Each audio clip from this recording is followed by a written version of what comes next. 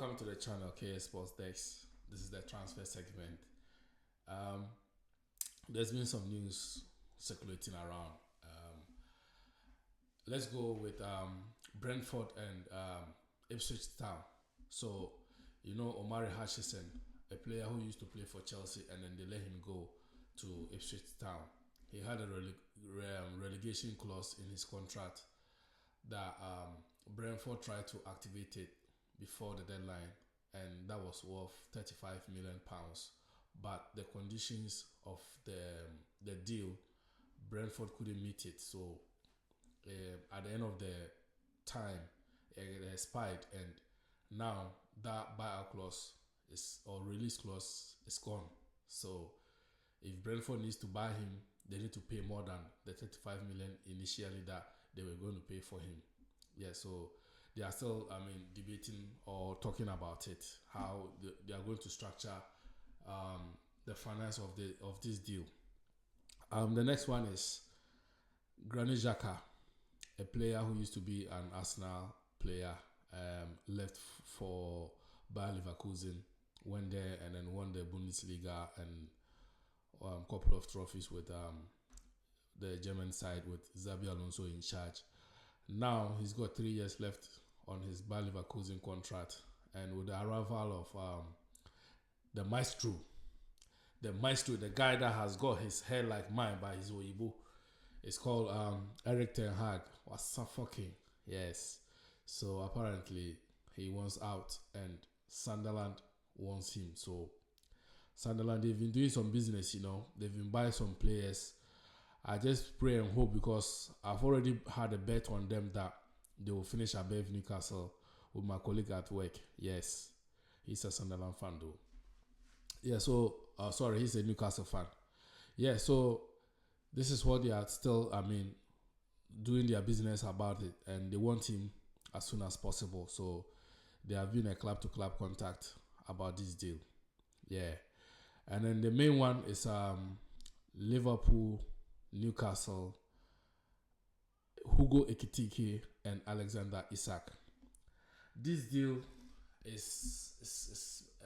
comes with psychological edge, because Liverpool didn't want to make a bid. Yes, they didn't want to make the bid for Isak, so that other clubs will know that Liverpool has got the money. So what they did is they made a club-to-club talks about the availability of the player. And then Newcastle made it clear to Liverpool that he is not for sale at any price. Okay. So Liverpool sat down and said, okay, fine.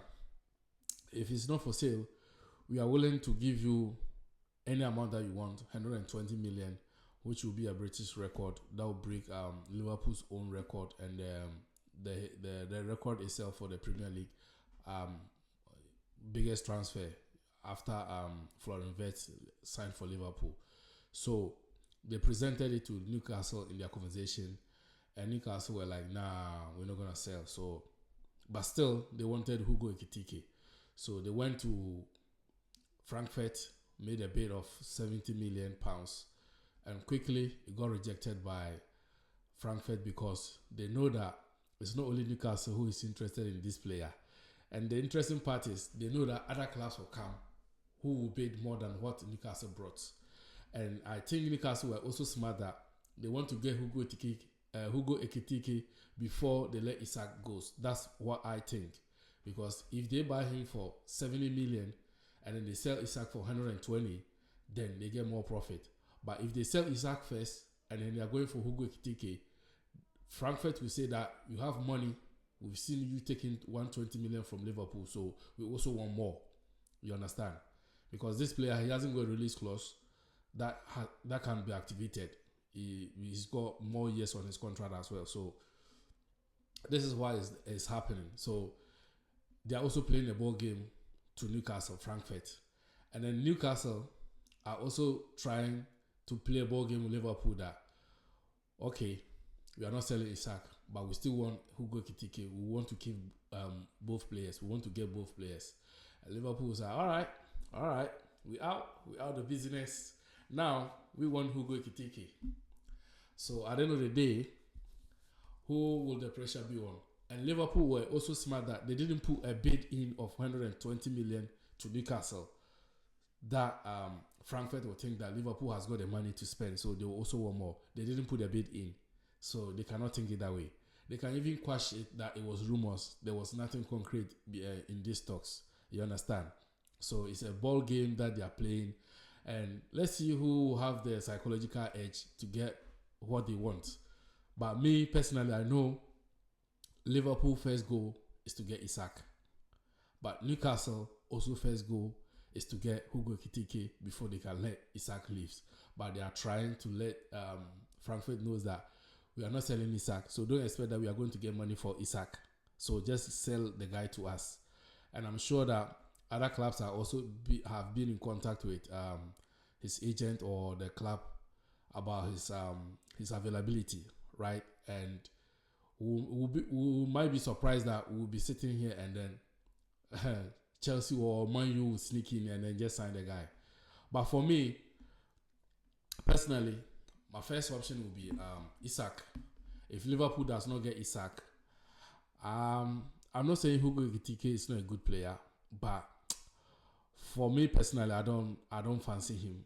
I'd rather put that money on Julian Alvarez, the Argentine player that used to play for Man City. He's now at Atletico Madrid. Yes, I think if Liverpool doesn't get Isak, for me personally, I would like Liverpool to go for Julian Alvarez because he's a bit dynamic up front. He can give us many options, you know. Yeah, he's not just only center forward, but he can play on the wings. He can play, many positions.